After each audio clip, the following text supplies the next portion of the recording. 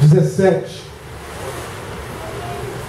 Como nós vamos ler muitas passagens, então eu pedi que ele separasse ali. Essa primeira nós vamos ler no telão, depois você vai acompanhar conosco na TV, tá bom? Diz assim: alivia-me as tribulações do coração, tira-me das minhas angústias. Vamos orar. Senhor Deus e Pai, aqui está a tua palavra. Eu sei, Senhor, que essa é uma palavra de batalha espiritual. É uma batalha que eu preciso muito, Senhor. Que o Senhor cerque esse lugar com o teu fogo. Que as nossas mentes sejam levadas cativas ao teu trono. Que a tua glória possa se manifestar. E nós repreendemos agora toda a atuação do maligno, Senhor, para deturpar a palavra. E que a unção venha quebrando o jugo. E que a palavra produza efeito pelo qual está sendo enviada. Então, em nome de Jesus, que o teu Espírito possa nos conduzir segundo a tua multidão de misericórdias. Em nome de Jesus. Amém. Pode sentar. Irmãos, eu tenho entendido que a igreja do Senhor é um lugar de educação também. Espiritualmente falando, é um lugar de cura. E também é um lugar de ensinarmos. E existem assuntos que a gente quase não aborda na igreja e que devíamos falar mais. Como, por exemplo, ontem, não sei quem sabe, mas ontem foi o Dia Mundial de Prevenção ao Suicídio. Alguém sabia disso? Duas pessoas. Foi o Dia Mundial de Prevenção ao Suicídio. E na igreja, geralmente, nós não falamos sobre esse tema, sobre suicídio, porque a gente entende que o servo de Deus não pensa em suicídio, não pensa em tirar a sua vida. Então, sempre pregamos uma palavra e algumas coisas nós não tocamos. E eu confesso para os irmãos que eu tinha muita dificuldade de falar sobre suicídio, porque nós tivemos aqui na igreja uma perda de uma irmã, que essa perda mexeu muito comigo a ponto de me fazer estudar. Hoje, graças a Deus, eu estou terminando a faculdade de psicologia por causa de dois casos, um de suicídio e outro de uma irmã aqui da igreja que ela estava com transtorno de ansiedade generalizada. E isso me motivou a estudar, porque a gente tem a mania de levar tudo para o espiritual. E a gente acha que vai colocar a mão na cabeça e vai falar sai, e a ansiedade vai sair. Em momento nenhum eu vi Jesus tratando a ansiedade, expulsando. Mas Jesus usava uma técnica que a psicologia usou de Jesus, que ele falava assim: não andeis ansiosos, mas tira a sua visão desse problema. Não andeis ansiosos pelo que é vez de comer ou de vestir, pelo dia de amanhã. Ele fala assim: olhai para as... Então ele está dizendo, para de olhar para o problema e olha para as árvores. Na psicologia, isso se chama refocalização. Você tirar o foco do seu problema e olhar para outro lado. E eu comecei essa semana toda, eu estava na UERJ à tarde, estudando sobre prevenção ao suicídio. E eu comecei a observar, bom, na igreja eu acho que a gente não precisa falar muito sobre isso. E conforme eu fui ouvindo as palestras, eu vim entendendo que aqui é o melhor lugar para falar sobre isso. Porque existem pessoas aqui, muitas pessoas que entram por essas portas desesperados. E existem crentes que ficam desesperados quando tem uma situação. E uma das situações que leva ao suicídio, eu não vou ficar martelando muito isso, Mas existem algumas situações que levam ao suicídio, que é a angústia. A angústia, ela é uma sensação da emoção. E existe uma diferença de emoção para sentimento. Se o corpo reflete o que está na alma, ele transmite o que a alma, o que está passando na alma. Se eu estou triste, o que acontece com o meu rosto? O semblante fica caído, o olhar fica caído, e o meu corpo responde também caído. A nossa postura vai revelando algumas emoções nossas. E às vezes a gente percebe uma pessoa que está nervosa por causa da maneira que ela está se comportando, não é isso? O sentimento já é diferente. O sentimento é a interpretação da emoção na mente. Enquanto a emoção eu sinto e reajo de uma certa forma, o sentimento eu fico pensando na emoção. Eu fico tentando traduzir na minha mente o que está acontecendo. Eu estou com raiva. Então, o meu rosto vai ficar feio. A minha maneira de ser vai ficar agressiva. Mas eu vou agora interpretar essa raiva. Por que eu estou sentindo raiva? Então, na minha mente, eu vou começar a dizer: porque falaram isso, eu não gosto que falem de mim, eu vou pegar um hoje. A mente começa a trabalhar isso. Quem é que está livre de sentir isso? Ninguém. Porque nós somos carne. É verdade. Nós temos emoções. Nós temos corpo, alma e espírito.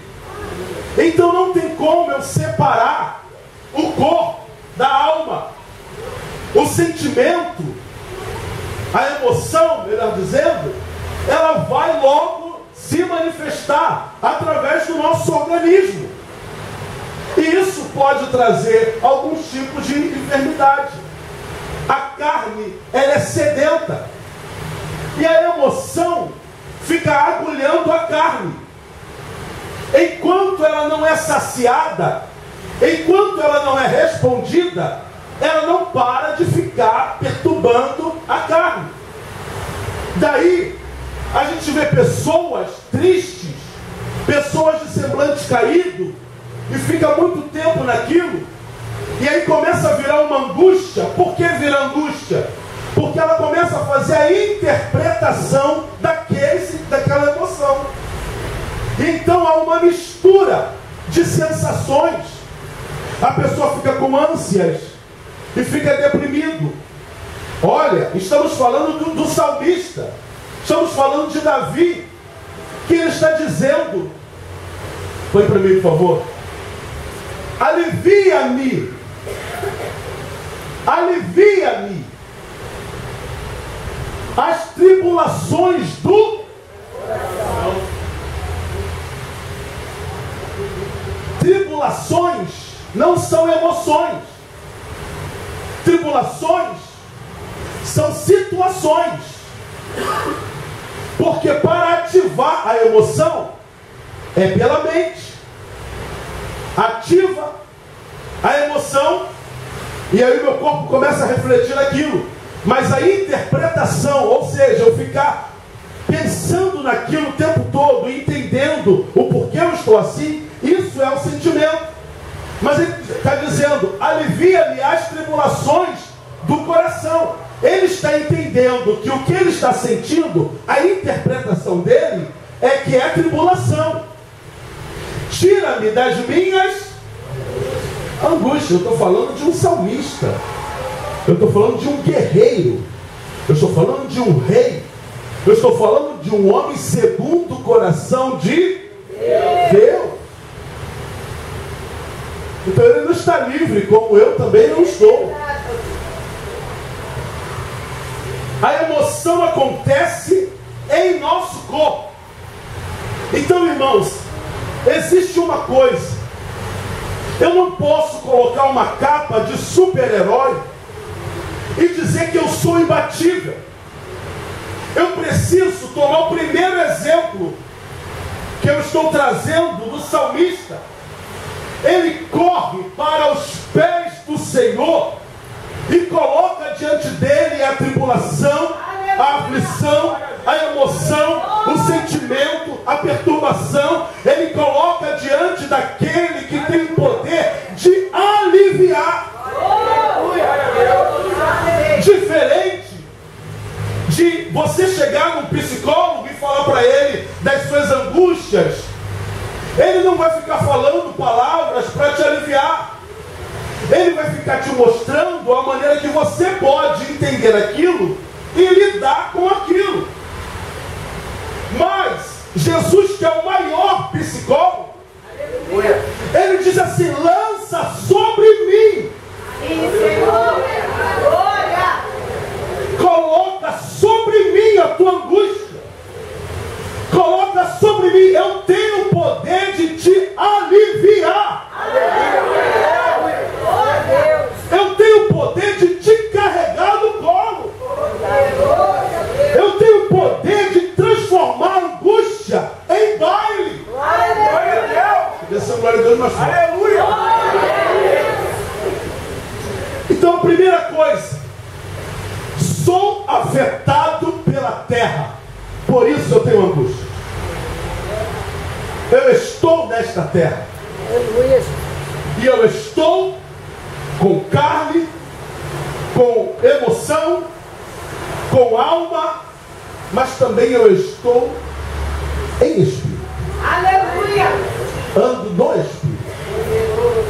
Isso vai fazer uma diferença muito grande. Porque se eu andar só na carne, as tribulações são tão grandes que realmente eu vou querer acabar com a dor. Porque a pessoa que pensa no suicídio, ela não quer acabar com ninguém.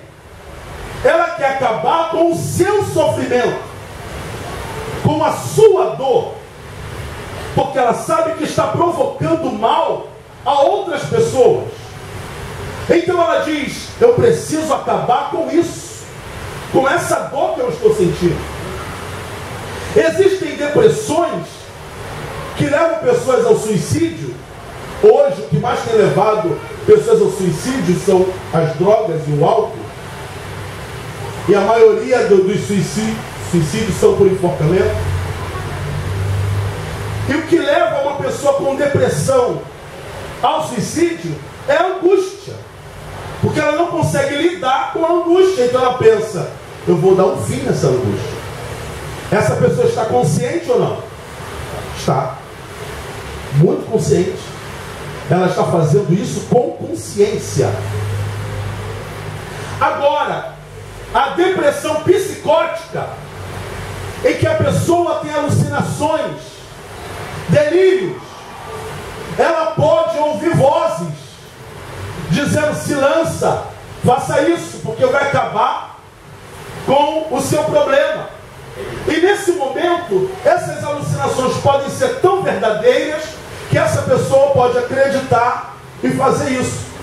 Se ela está na psicopatia, se ela está vivendo esse momento de delírio e ela acaba cometendo uma agressividade dessa, essa pessoa não está no seu estado perfeito mental. Ela está alterada. Ela não sabe o que está fazendo. Então ela não está em sua consciência. Diferente, totalmente. Totalmente. Porque para quem faz um ato consciente, não vai ter perdão. Mas quem faz um ato que não sabe o que está fazendo, é diferente. E quem vai julgar isso sou eu? Nem você. Deixa isso para Deus. Vamos lá. Eu sou afetado pela terra. Eu estou na terra. Mas como eu ando na terra? Se eu ando com o pensamento da terra, as coisas vão me afetar e eu vou morrer na angústia. Mas se eu ando na terra com pensamento nos céus, eu vou andar, vai vir luta, vai vir provações, mas o meu pensamento está em Deus, e eu sei que é Ele que me garante, é Ele que me sustenta, é Ele que me põe de pé, é Ele que faz tudo novo. A psicologia vai dizer que o nosso comportamento depende do pensamento. Então, se eu tenho pensamentos negativos, que se chama pensamentos automáticos negativos, e o que é isso? Eu sou miserável, eu sou isso, eu não valho nada, eu não presto. Se você tem pensamentos assim, você está olhando para a terra, você está na dimensão da terra. Mas a palavra diz: pensai nas coisas que são do alto. Não ouvi? Pensai nas coisas que são do alto. Por que o Senhor está falando isso? Porque sabe, se você ficar pensando nas coisas da terra, vai morrer, não vai aguentar, não vai suportar. Mas se você começar a pensar: quem é Ele? Quem é o Senhor? Quem é o teu Deus? Quem vive? Quem reina? Quem é o poderoso? Quem é o majestoso? Quem tem todo o poder? Você vai viver. Diga para o teu irmão: pensa nas coisas do alto.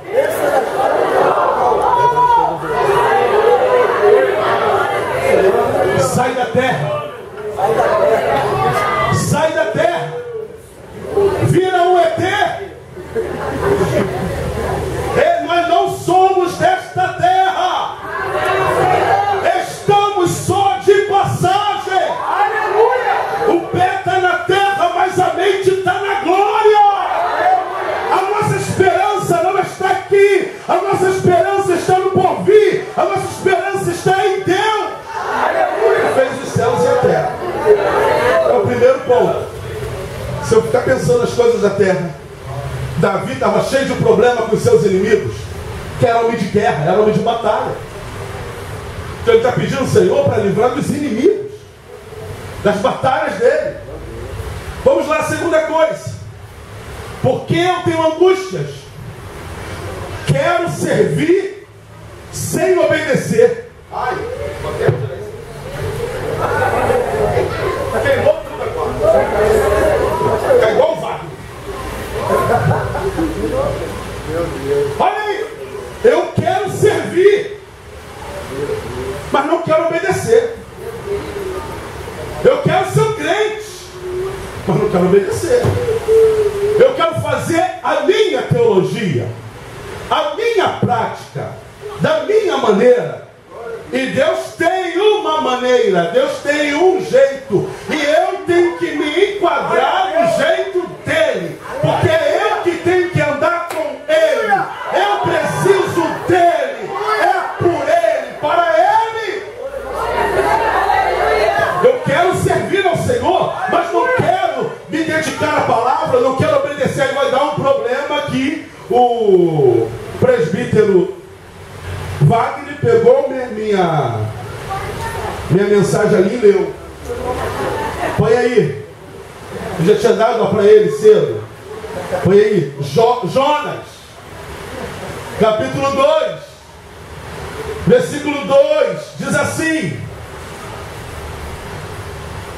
na minha angústia clamei ao Senhor. Olha aqui.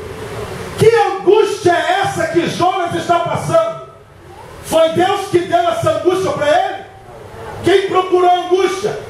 Porque era um profeta, mas não estava obedecendo o Deus que deu a profecia. Era um profeta, mas queria fazer as coisas da sua maneira. Era um profeta, mas esse profeta quer se mandar, quer estar por cima, quer o que faço, eu que sou. Deus já saiu há muito tempo. Profeta que não tem pastor, dá profetada.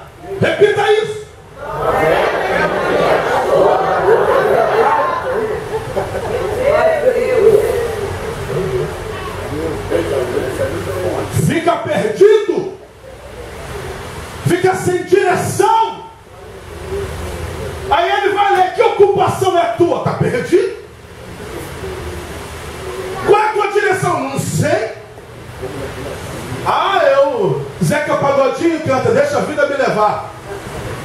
Aí o crente que não tem cobertura, que não tem direção, está nessa também. A Bíblia diz que eu sou uma folha seca caída no chão. O hino que diz isso, né? A Bíblia não, o hino diz assim, ó, que vai para onde o vento levar. E assim a vida do homem sem Deus. Pobre, miserável, só pensa. Só ele diz que sabe porque é das antigas. Preste atenção nisso, irmão. Na minha angústia clamei ao Senhor e Ele me respondeu. Oh, tu sabe que eu te amo. E eu fico pedindo misericórdia. Eu passo o tempo dizendo obrigado pela tua misericórdia. Do ventre do abismo, na minha versão diz, do ventre do inferno clamei ao Senhor. Do inferno. As pessoas que estão em angústias, elas dizem, eu me sinto como se estivesse no inferno, atormentado. Irmãos, eu não sei aqui quem já teve experiência, quem já teve depressão ou alguma coisa assim. Eu nunca tive, não, já tive alguma coisa de pânico, mas na mesma hora eu estava no trem, lotado, e tinha uma pessoa pressionando o meu peito, e ele pegou essa linha auxiliar de Nilópolis. Ele só vai parar em, acho que Madureira, e depois no Maracanã.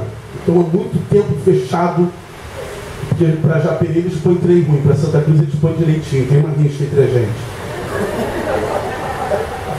E aí eu estava me sentindo mal naquele dia. De manhã eu geralmente não como nada. E eu comecei a sentir meu coração bater muito forte. Muito forte. Comecei a tremer. Todo sintoma de um transtorno de ansiedade. Na hora, eu comecei a clamar ao Senhor. E comecei a respirar, porque um dos tratamentos para a ansiedade é você fazer a respiração diafragmática. Você respira bem devagar, enchendo o diafragma e soltando bem devagar. E ali eu estava e clamando ao Senhor. E, irmãos, os sinais estavam parados. Eu me senti no inferno. Eu me senti mal. Eu comecei a clamar ao Senhor. Quando chegou em São Cristóvão, e quando abriram as portas, eu dei um pulo para fora e fiquei apoiado assim, respirando, porque eu já estava quase desmaiando ali. E passou um irmão da minha igreja, quando eu era da Assembleia, passou por mim e falou assim, vamos, varão, não para não. Me pegou pelo braço, acho que ele percebeu e foi subindo comigo a escada. Uma situação, eu poderia desenvolver uma doença aí. Se eu poderia ficar com medo de pegar trem cheio. Eu ia desenvolver um TAG, que é um transtorno de ansiedade generalizada. Então eu já ia começar a trabalhar, nunca mais vou pegar um trem, porque se eu pegar um trem, eu vou sentir de novo. E a pessoa começa a catastrofizar o negócio. E não vou não, porque senão, não vou não, porque senão, e daqui a pouco não sai mais, não vai mais para lugar nenhum, e aí é o problema. E isso acontece, eu sei que tem algumas pessoas que já passaram por isso. Como eu saí daquela situação? Porque eu clamei ao Senhor. Hoje eu continuo andando de trem cheio, de metrô cheio, de tudo cheio, ando de avião para lá e para cá, e não tenho problema nenhum. Porque eu clamei ao Senhor. Só que eu não estava em desobediência e indo para o lugar errado.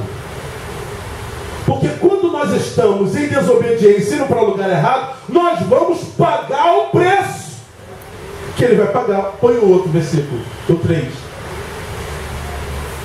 Porque tu me lançaste no quem lançou? Porque tu me lançaste no profundo, no coração dos mares, e a corrente me cercou. Todas as tuas ondas e as tuas vagas têm passado por cima de mim. Vagas são ondas agitadas. Têm passado sobre mim.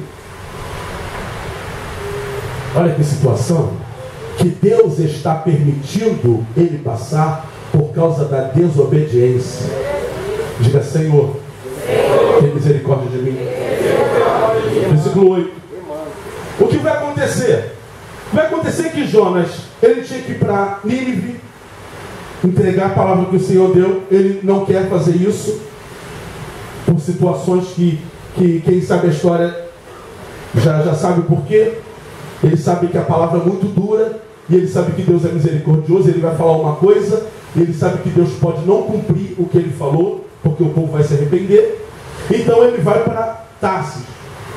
No caminho, no meio do mar, o Senhor levanta as ondas e sacode. E Jonas, ele está dormindo, ainda ele não está angustiado, ainda ele não está a par da situação. Ele está andando como nada tivesse acontecido. E então o vento está batendo e procura e vê o dormente lá embaixo. O que você está fazendo aqui, ó dormente? Ou seja, você está por fora do que está acontecendo? De onde você vem? Que ocupação é tua? Qual é a tua terra? 8. Sim. Que ocupação é tua que você faz? E ele começa a falar: olha, eu sirvo ao Senhor, eu temo ao Senhor, só que eu estou em desobediência. Ai, como é isso? Eu temo ao Senhor, eu sirvo ao Senhor, eu pertenço ao povo de Deus, mas estou em desobediência. Não consertei o meu caminho, eu estou falho. Diga: hoje é noite de conserto. Dá glória a Deus por isso. Essas perguntas estão dizendo assim: ei, você não faz nada para ninguém, não?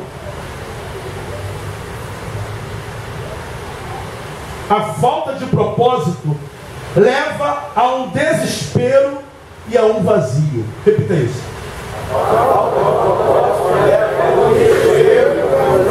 A falta de um propósito leva a um desespero e a um vazio. Era o que ele estava vivendo neste momento. Eles vão lançar a sorte vai cair sobre ele. Ele vai ter que explicar o que está acontecendo. E vai chegar uma hora que as ondas estão mais agitadas. Ele fala assim: olha, só tem uma coisa, me lança no mar. Vamos acabar com isso agora. Me lança no mar, porque só assim vai ficar bom para todo mundo. E aqueles homens pegaram e lançaram? Não. Ficaram com medo do Senhor, porque isso, da parte de Jonas, estava parecendo um suicídio.